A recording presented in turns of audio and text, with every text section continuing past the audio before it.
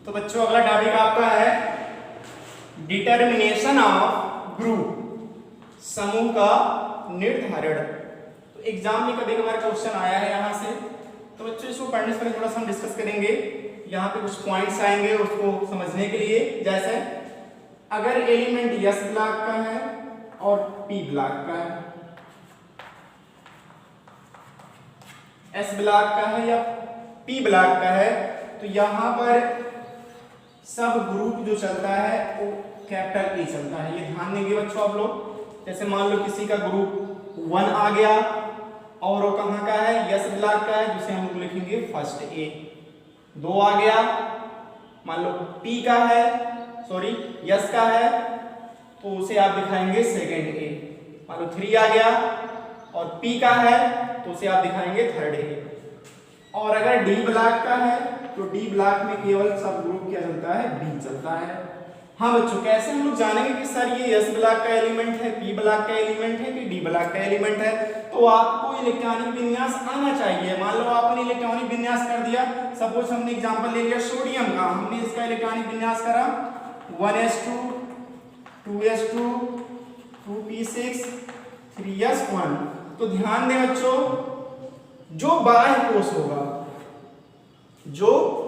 कोष होगा या जो आखिरी इलेक्ट्रॉन होगा, वो जिस उपकोष में प्रवेश किया होगा वही उपकोष जो होगा उसका ब्लॉक कहलाएगा। क्या कहलाएगा? ब्लॉक कहलाएगा। जैसे सोडियम का 11वां इलेक्ट्रॉन प्रवेश किया है किस उपकोष में बच्चों, S में, तो ये जो सोडियम एलिमेंट है ये किस ब्लॉक का है, S ब्लॉक का है। तो आपको जानकारी लग गई ना कि किस ब्लॉक का कैसे हम लोग फाइंड करेंगे। तो ये मिल गया आपको, S ब्लॉक का है। बात समझ में आई? अब बाकी कि कैसे हम बताएंगे सर जी इसका समूह क्या है, तो उसके लिए अब यहाँ कुछ पॉइंट्स दिए जा रहे हैं, उसके द्वारा हम लोग समझेंगे कि कैसे हम लोग देखेंगे कि समूह कौन सा है।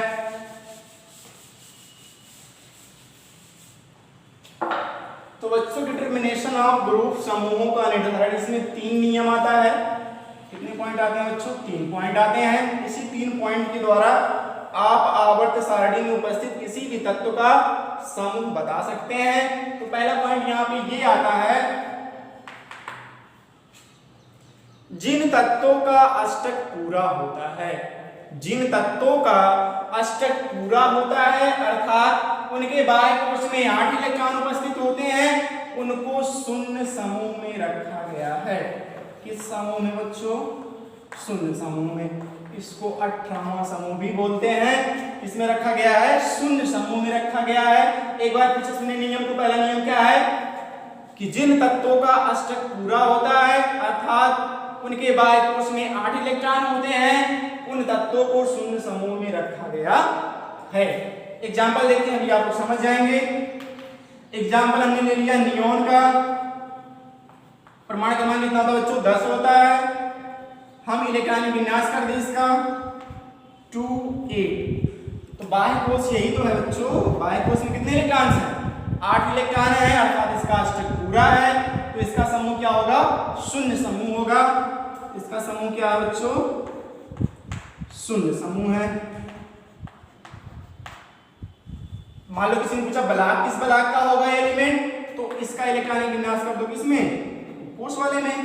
1s2 2s2 2p6। तो 10वां इलेक्ट्रॉन कहां प्रवेश किया है? P में किया है। अर्थात अगर इसका हम ब्लॉक चेक करें तो ये किस ब्लॉक का एलिमेंट है? P ब्लॉक का है। और जो शून्य में आपको AB नहीं ऐड करना है, ये केवल शून्य ही लिखते हैं इसको। अब ऐसे और एग्जांपल आप दिखा सकते हो। मान लो हमने लिया आर्गन, इसका परमाणु क्रमांक 18 होता है। आपने इलेक्ट्रॉनिक विन्यास किया 2 8 8। बाह्य कोश इसका ये है। बाह्य कोश में कितने इलेक्ट्रॉन बच्चों? 8 इलेक्ट्रॉन अर्थात इसका अष्टक पूरा है। तो यह तत्व किस समूह का है? शून्य समूह का है।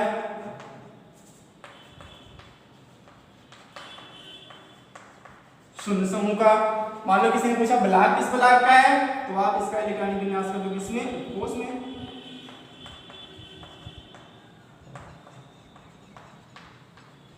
ये देखो 18वां इलेक्ट्रॉन प्रवेश कहां किया है? P में किया है अर्थात ये इस ब्लॉक का एलिमेंट है, P ब्लॉक का एलिमेंट है। तो ये पहला नियम आपका ये था कि कि जिन तत्वों के बाह्य कोश में 8 इलेक्ट्रॉन होंगे अर्थात उनका अष्टक पूरा होगा, उन तत्वों को शून्य समूह में रखा गया है। बच्चों ध्यान देंगे इसी में आपका हीलियम भी आता है, हीलियम को भी शून्य समूह में रखा गया है। इसमें इसके बाह्य कोश में केवल 2 ही इलेक्ट्रॉन होते हैं अर्थात यहाँ पे अष्टक तो नहीं है लेकिन तब भी इसका कंप्लीट सेल होता है, पूरा फिल होता है, इसको भी शून्य समूह में ही रखा गया है। तो ये था पहला पॉइंट। अब आगे हम लोग देखेंगे सेकंड पॉइंट।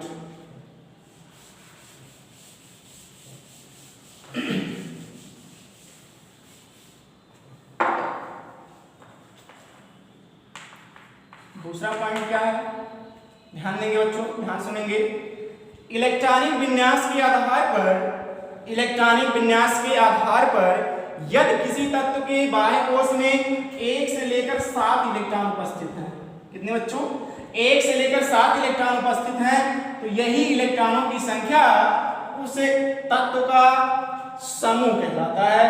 यही इलेक्ट्रॉनों की संख्या उस तत्व का समूह कहलाता है। एक बार तो सुनेंगे, इलेक्ट्रॉनिक विन्यास के आधार पर यदि किसी तत्व के बाह्य कोश में 1 इलेक्ट्रॉन से लेकर 7 इलेक्ट्रॉन उपस्थित हैं, तो यही इलेक्ट्रॉनों की संख्या उस तत्व का समूह कहलाता है।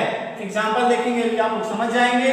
हमने एग्जांपल ले लिया लिथियम का, परमाणु क्रमांक होता है 3, इलेक्ट्रॉनिक विन्यास करो 2A। बाह्य कोश क्या है बच्चों, 1 है, बाह्य कोश क्या है, 1 है अर्थात ये फर्स्ट समूह का है। अब हमें आपको यहाँ पे देखना है कि ये S ब्लॉक का है कि P ब्लॉक का है कि D ब्लॉक का है। अगर S और P ब्लॉक का होगा, इसमें से किसी एक का होगा तो यहाँ पे A लगाएंगे, और अगर D का होगा तो हम B लगाएंगे। तो उसके लिए आपको इलेक्ट्रॉनिक विन्यास करना होगा इसमें कोश में। तो ये मिल गया कोश का इलेक्ट्रॉनिक विन्यास। तो आपने तो समूह बता दिया कि सर जी समूह क्या है, और हाँ बच्चों ध्यान देना, यहाँ समूहों को हम लोग रोमन में लिखेंगे। किसमें लिखेंगे, रोमन संख्या में लिखेंगे, रोमन में। तो क्योंकि बाह्य कोश में 1 इलेक्ट्रॉन आया तो उसका समूह जो होगा वो फर्स्ट होगा, रोमन का फर्स्ट ऐसे ही बनता है कुछ। और यहाँ पे ध्यान देना है कि ये किस ब्लॉक का है, तो इसका तीसरा इलेक्ट्रॉन कहाँ प्रवेश किया है, S में किया है अर्थात ये S ब्लॉक का एलिमेंट है। S ब्लॉक का होने के नाते इसमें हम लोग लगाएंगे A, तो ये हो जाएगा आपका फर्स्ट A। तो लिथियम किस समूह का एलिमेंट है, फर्स्ट A समूह का है। अगला एग्जांपल देखें आप लोग, हमने ले लिया मैग्नीशियम Mg, 12 होता है, इलेक्ट्रॉनिक विन्यास करेंगे 2 8 2 8 2 10 दोबारा। इसी टाइम हम लोग कोश से निकल ले रहे हैं, ये देखिए। तो बाह्य कोश में कितने इलेक्ट्रॉन, 2 इलेक्ट्रॉन अर्थात इसका समूह क्या हो जाएगा, सेकंड हो जाएगा। अब आपको ध्यान देना है यहाँ पर कि यहाँ पे A लगाएंगे B लगाएंगे, तो 12वां इलेक्ट्रॉन कहाँ प्रवेश किया, S में किया है अर्थात ये S ब्लॉक का एलिमेंट है, और S ब्लॉक का होने के नाते यहाँ पे आप लगाओगे E। ठीक बच्चों, आगे और एग्जाम्पल आप दिखा सकते हैं। मान लो हमने एग्जाम्पल ले लिया बोरान का, परमाणु क्रमांक 5 होता है, 2 और 3 इसका इलेक्ट्रॉनिक विन्यास होता है। अगर हम कोश में जाएं तो आपको कुछ इस प्रकार से मिलेगा 1s2 2s2 2p1। तो अगर हम समूह की बात करें तो बाह्य कोश में 3 इलेक्ट्रॉन आपको दिख रहा है, तो ये थर्ड हो जाएगा। अब आपको ध्यान देना है कि सर यहाँ पे A लगाएंगे B लगाएंगे, तो 5वां इलेक्ट्रॉन कहाँ प्रवेश किया है, P में किया है, और P में हम लोग लगाते हैं A। तो ये हो जाएगा थर्ड समूह। ऐसे ही और एग्जांपल आप दिखा सकते हैं। मान लो हमने एग्जांपल ले लिया क्लोरीन का,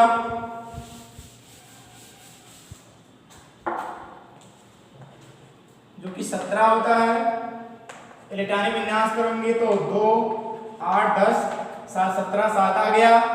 इसी टाइम हम लोग इसका इलेक्ट्रॉनिक विन्यास कोश में कर दे रहे हैं 1s2 2s2 2p6 3s2 3p5, जो कि 17 इलेक्ट्रॉन हो चुके हैं। तो ध्यान दें इसके बाह्य कोश में कितने इलेक्ट्रॉन है, 7 इलेक्ट्रॉन है, जबकि आपने नियम यही बताया है कि बाह्य कोश में अगर 1 से लेकर 7 इलेक्ट्रॉन होते हैं तो यही इलेक्ट्रॉनों की संख्या क्या होता है, उस तत्व का समूह होता है। तो इसका समूह क्या हो जाएगा बच्चों? इसका समूह हो जाएगा 7 और रोमन में हम लोग 7 को ऐसे दिखाते हैं। ये हो गया आपका 7। अब देखना है कि यहाँ पे ए लगाना है, बी लगाना है। तो देख रहे हैं इसकी 17वां इलेक्ट्रॉन कहाँ प्रवेश किया है? पी में किया है, तो पी के मतलब आप लोग यहाँ पे लगाएंगे ए लगाएंगे। तो यहाँ तक आपको समझ में आ गया होगा। एक एग्जाम्पल हम लोग दिखा दे रहे हैं डी ब्लॉक से, जहाँ पे बी यूज होता है उसको देख लिया जाए। यहाँ पर अगर हम बात करें बच्चों कॉपर 29 होता है, इलेक्ट्रॉनिक विन्यास करेंगे तो इसका मिलता है आपको 2 8 18 1। अगर इसका हम कोस में करते हैं तो 1s2 2s2 2p6 3s2 3p6 3d10 and 4s1। तो इलेक्ट्रॉनिक विन्यास आपको आना चाहिए। अगर आपको इलेक्ट्रॉनिक विन्यास नहीं आ रहा तो आप इस क्वेश्चन को सॉल्व नहीं कर सकते हैं। तो यहाँ पे इलेक्ट्रॉनिक विन्यास आपको आना चाहिए, ये मस्ट है। तो ध्यान दें बच्चों, बाह्य कोश आपका यही है और बाह्य कोश में कितने इलेक्ट्रॉन है बच्चों? 1। कितने हैं? 1 इलेक्ट्रॉन है, अर्थात समूह तो इसका होगा 1 ही। समूह क्या होगा? 1 होगा। लेकिन ध्यान देना है कि जो आखिरी इलेक्ट्रॉन है प्रवेश कहाँ किया है? तो बच्चों जब इसका इलेक्ट्रॉनिक हम लोग विन्यास करते हैं तो सबसे पहले ये उपकोष आता है, फिर बाद में ये आता है, और जो आखिरी इलेक्ट्रॉन होता है वो डी में प्रवेश करता है, ना कि एस में करता है। जब आप लोग इलेक्ट्रॉनिक विन्यास सीख रहे होंगे तो इसको आप लोग पहले दिखाए रहे होंगे और इसको बाद में, क्योंकि इसकी जो ऊर्जा होती है ज़्यादा होती है, इसकी कम होती है। इसको हम लोग पहले दिखाते हैं और इसको बाद में दिखाते हैं। एक क्रम में दिखाने के नाते इसको हम लोग ऐसे दिखाए हैं। और जबकि जो आखिरी इलेक्ट्रॉन होता है वो डी में प्रवेश करता है, तो आखिरी इलेक्ट्रॉन जो है 29वां इलेक्ट्रॉन कहाँ प्रवेश किया है? डी में किया है। इसलिए यहाँ पे हम लोग लगाएंगे बी लगाएंगे। तो ये हो गया आपका फर्स्ट बी। ऐसे एक एग्जाम्पल यहाँ पे और है जिंक का। जिंक जो होता है 30 होता है, ये 29 था, ये 30 है, मतलब हो गया 2 8 18 और 2। अगर मैं इसको इसी में दिखाना चाहूँ तो अब यहाँ पे कितना हो जाएगा बच्चों? 2 हो जाएगा। तो वैसे यहाँ पर भी, यहाँ अगर मैं इसकी बात करूँ तो इसकी समूह क्या होती है? क्योंकि बाह्य कोश में 2 इलेक्ट्रॉन है तो इसका समूह हो जाएगा 2nd। अब यहाँ देखना है कि ए लगेगा बी लगेगा, तो यहाँ पर भी जो आखिरी इलेक्ट्रॉन है वो डी में प्रवेश करता है, जिसके नाते हम लोग यहाँ पे बी का प्रयोग करेंगे। तो वो था फर्स्ट बी का और ये था सेकंड बी का। अब आगे हम लोग बढ़ते हैं तीसरे नियम पे। तीसरा और लास्ट नियम थोड़ा टफ है, इसको आप लोग ध्यान से देखेंगे। इलेक्ट्रॉनिक विन्यास के आधार पर यदि किसी तत्व का बाह्य कोश तथा उससे पहले का उपकोश अपूर्ण है तो वहां पर n-8 का नियम लगाते हैं। एक बार सुने बच्चों, इलेक्ट्रॉनिक विन्यास के आधार पर यदि किसी तत्व का बाह्य कोश तथा उससे पहले का कोश अपूर्ण है तो वहां पर n-8 का नियम अपनाते हैं, जहां n दोनों अपूर्ण कोशों में या कोशों में उपस्थित इलेक्ट्रॉनों की संख्या का योगफल है। वंस अगेन, जहां पर n दोनों अपूर्ण कोशों में उपस्थित इलेक्ट्रॉनों का योगफल है। अब यहां से बच्चों 2 नियम निकल के आते हैं। पहला नियम क्या है? पहला नियम ये बताता है कि यदि n-8 का अंतर, यदि n-8 का अंतर 1 से लेकर 7 तक आता है तो यही जो संख्याएं मिली हैं, यही संख्याएं उस तत्व का समूह कहलाता है। एक बार फिर से देखें, पहला पॉइंट क्या यहां से निकल के आया? तीसरे में भी 2 नियम हैं, उसमें से पहला नियम ये बोलता है कि यदि n-8 का अंतर 1 से लेकर 7 तक आता है तो यही संख्याएं उस तत्व का समूह कहलाता है। एग्जाम्पल देखेंगे, अभी आप लोग समझ जाएंगे। एग्जाम्पल हमने लिया है स्कैंडियम, होता है 21 इलेक्ट्रॉनिक विन्यास करें बच्चों, 2 8 बीच को हम लोग छोड़ेंगे, लास्ट में जाएंगे, सबको ऐड करेंगे, जो बचेगा उसको यहाँ दिखाएंगे। तो अभी आपका 12 हो रहा है, 12 8 20 और 1 21, मतलब यहाँ पे 9 आ गया। तो ध्यान दे बच्चों, अगर आपको पता होगा तो जो मैजिक नंबर चलता है, यहाँ पे 2 होता है, यहाँ पे 8, यहाँ 18, यहाँ 32, तो यहाँ होना चाहिए था 18 जो कि नहीं है, यहाँ होना चाहिए था 32 जो कि नहीं है, अर्थात बाय कोस और उससे पहले का उपकोष क्या है, दोनों अपूर्ण है। तो इसलिए यहाँ पे कौन सा नियम अपनाएंगे, n-8 का नियम अपनाएंगे। तो ध्यान दे बच्चों, यहाँ से आपका समूह क्या आएगा, तो सबसे पहले हम लोग n ज्ञात करेंगे। n क्या है, दोनों अपूर्ण कोषों में उपस्थित इलेक्ट्रॉनों की संख्या का योगफल है। तो n बराबर कितना मिल जाएगा, 9 यहाँ पर है, 2 यहाँ पर है, 9 2 11, तो ये हो गया n के स्थान पे 11। इसमें से हम लोग सब्स्टिट्यूट करेंगे कितना, 8, कितना मिल गया आपको बच्चों, 3 मिल गया, क्योंकि हमको रोमन में दिखाना है। तो जब इसका हम लोग समूह लिखेंगे तो इसको दिखाएंगे थर्ड, क्या दिखाएंगे, थर्ड। अब आपको यहाँ पर डिटरमाइन ये करना है कि यहाँ ये लगाना है कि बी लगाना है, तो उसके लिए इसका इलेक्ट्रॉनिक विन्यास करना पड़ेगा आपको उपकोष में। तो 1s2 2s2 2p6 3s2 3p6 3d को हम लोग छोड़ते हैं क्योंकि इसकी ऊर्जा स्तर ज्यादा होती है। पहले इलेक्ट्रॉन 4s2 में जाता है, फिर बचा कुछ इलेक्ट्रॉन इसमें प्रवेश करता है, तो यहाँ पे आपको 1 इलेक्ट्रॉन मिलेगा। तो ध्यान दें, जो 21वां इलेक्ट्रॉन था वो कहाँ प्रवेश किया बच्चों, डी में किया है, अर्थात यहाँ पे हम लोग लगाएंगे डी। तो जो स्कैंडियम एलिमेंट होता है वो पीरियोडिक टेबल में थर्ड बी समूह का तत्व है। आगे और एग्जाम्पल हम डिस्कस करेंगे।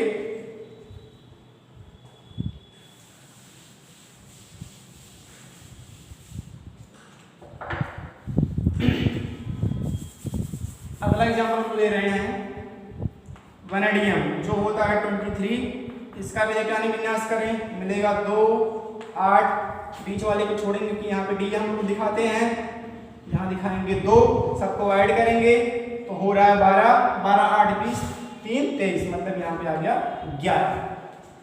इसी टाइम इसका इलेक्ट्रॉनिक विन्यास करते हैं हम लोग किसमें, उपकोष में। तो 1s2 2s2 2p6 3s2 3p6 3d को छोड़ेंगे, कहाँ जाएंगे, पहले 4s2 में, फिर बचा कुचा इलेक्ट्रॉन कहाँ डालेंगे, डी में। तो अभी आपका 20 हो गया है, 3 बचा है, 3 हम यहाँ डाल देंगे। अब ध्यान दें बच्चों, एक तो ये अपूर्ण दिख रहा है और एक ए अपूर्ण दिख रहा है, तो n बराबर कितना मिल जाएगा आपको, 11 यहाँ पर है, 2 यहाँ पर है, 13 मिल जाएगा। तो n का स्थान कितना रखेंगे, 13 रखेंगे, और इसमें से हम लोग कितना घटाएंगे, 8, कितना गया बच्चों, 5। अब हमको दिखाना है समूह, क्योंकि समूह हम लोग दिखाते हैं इसमें रोमन में, तो हम 5 को ऐसे बनाते हैं V की तरह। अब देखना है कि जो 23वां इलेक्ट्रॉन था वो कहाँ प्रवेश किया है, तो 23वां इलेक्ट्रॉन कहाँ प्रवेश किया बच्चों, डी में, इसलिए यहाँ पे हम B लगाएंगे। तो ये कुछ एग्जाम्पल था, ऐसे ही आपको एग्जाम्पल और करना। अभी आपके बुक में और बहुत सारे एग्जाम्पल मिलेंगे, 24 का 25 का, तो वहां पर भी आप लोग देखेंगे तो आपको कुछ ना कुछ समूह प्राप्त होगा। अब आगे हम लोग चलते हैं, जो इसका सेकंड नियम उस पे चलते हैं, उसके बाद इसको हम लोग समाप्त करते हैं।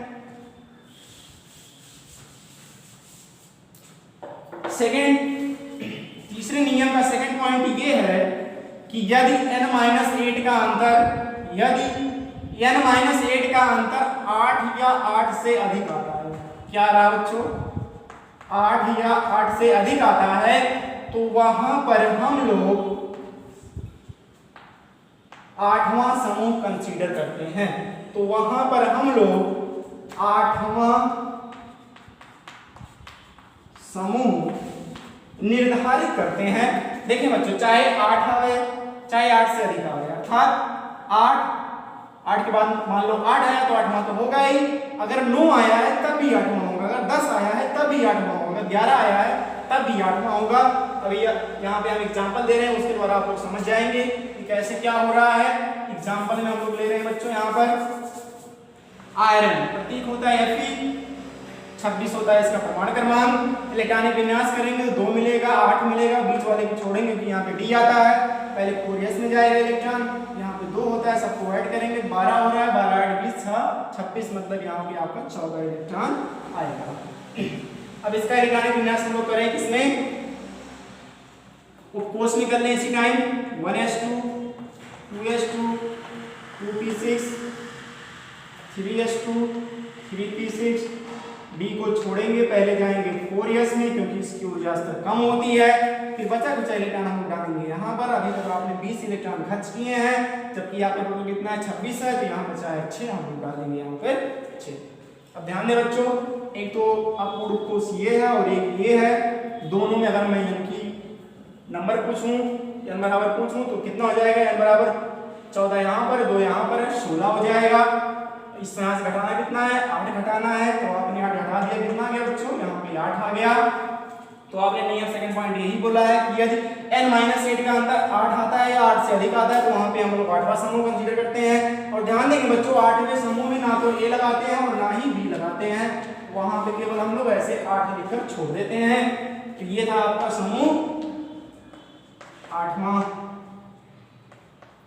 इसको ऐसे छोड़ देंगे, यहाँ पे ए बी नहीं चलता है। और एग्जाम्पल हम लोग देखें, मान लो हमने यहीं पे चेंजिंग कर दिया, हमने ले लिया यहाँ पर निकिल जो कि होता है 28, इसका इलेक्ट्रॉनिक विन्यास करेंगे तो 2 8 2, अभी तक 12 हुआ है, 12 8 20 28, तो यहाँ पे हो जाएगा 16। इसका इलेक्ट्रॉनिक विन्यास करेंगे तो बच्चों यहाँ पे 8 हो जाएगा। देखें यहाँ पे बाह्य कोष और उसके पहले वाला जो कोष है, अगर यहाँ टोटल करें n बराबर तो मिल जाएगा आपको 18, तो यहाँ से 18 माइनस कितना 8 आ गया आपका 10। तो हमने यही सेकंड पॉइंट बोला है कि यदि n-8 का अंतर 8 आता है या 8 से अधिक आता है तो वहां पे हम लोग 8वां समूह ही कंसीडर करेंगे। यहाँ पे आया है 10 तो हम लोग 10वां समूह नहीं लिखेंगे, यहाँ पे 8वां ही समूह दिखाएंगे।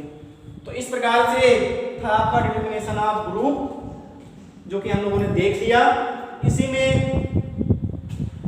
छोटा सा आता है डिटरमिनेशन ऑफ पीरियड, क्योंकि समूह और आवर्त दोनों आपको जानकारी होना चाहिए। तो ये बहुत ही इजी होता है, इसमें आपको इलेक्ट्रॉनिक विन्यास केवल आना चाहिए बस। आपने इलेक्ट्रॉनिक विन्यास कर दिया, जो बाह्य वाला उत्कोष है उसके पहले जो संख्या दिखाई देगी वही संख्या उस तत्व का आवर्त कहलाएगा। तो अगर मैं यहाँ पे एग्जांपल की बात करूँ, मान लो छोटा सा एग्जांपल हम लोग ले रहे हैं यहाँ पर सोडियम का, जो कि होता है 11, आपने इलेक्ट्रॉनिक विन्यास किया 1s2 2s2 2p6 और 3s1।